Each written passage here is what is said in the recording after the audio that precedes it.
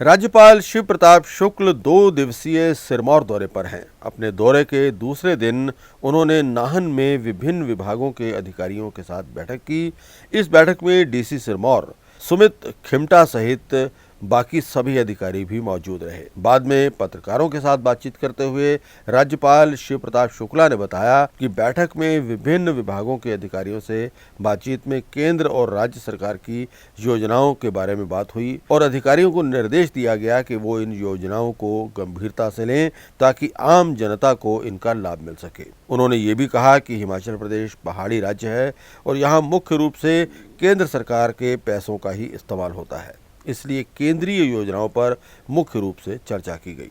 उन्होंने कहा कि केंद्रीय योजनाओं पर मुख्य रूप से अच्छा काम किया जा रहा है और ये काम इसी तरह से चलते रहना चाहिए। प्राकृतिक खेती के बारे में भी उन्होंने बात की। देखिए, सामान्य तौर पर जो चर्चाएं हुई हैं वह चूँकि ये पहाड़ी राज्य है और मोस्टली सेंट्रल गवर्नमेंट के पैसे का उपयोग यहाँ सही ढंग से हो रहा है कि नहीं हो रहा है, क्योंकि आज जो रेशियो होता है 90% सेंट्रल गवर्नमेंट का पैसा, 10% स्टेट गवर्नमेंट के पैसे में, तो राज्य सरकार की योजनाओं का और केंद्र सरकार की योजनाओं का, दोनों की योजनाओं को सभी विभागों के लोगों से, चाहे वो प्रधानमंत्री सड़क संपर्क मार्ग की हो, चाहे टीबी उन्मूलन का हो, चाहे नशे से के मुक्ति का वो हो, चाहे इंडस्ट्री से जुड़ा हुआ हो, सबकी हमने उस पर चर्चा किया है, जिसमें प्राकृतिक खेती भी आ गई है, हॉर्टिकल्चर का भी आ गया है।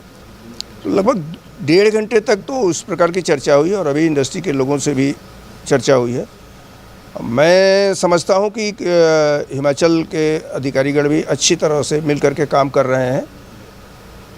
उसमें थोड़ा और अप्रोच की आवश्यकता है, प्रॉपर अप्रोच की आवश्यकता है, जिसको वो करेंगे तो मैं ये मान करके चलता हूँ कि यहाँ प्रधानमंत्री सड़क संपर्क मार्ग का भी काम अच्छी तरह से हो रहा है।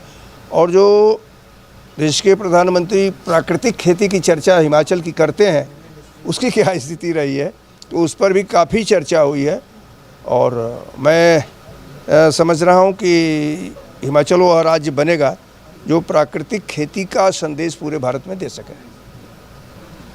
मैं आपसे ज़रूर इस बात का आग्रह करूँगा कि देवभूमि पवित्रता के नाते जानी जाती है और हिमाचल इस समय यूथ से लेकर के और थोड़ा ऊपर तक के लिए नशे में अपने को लिप्त करता चला जा रहा है।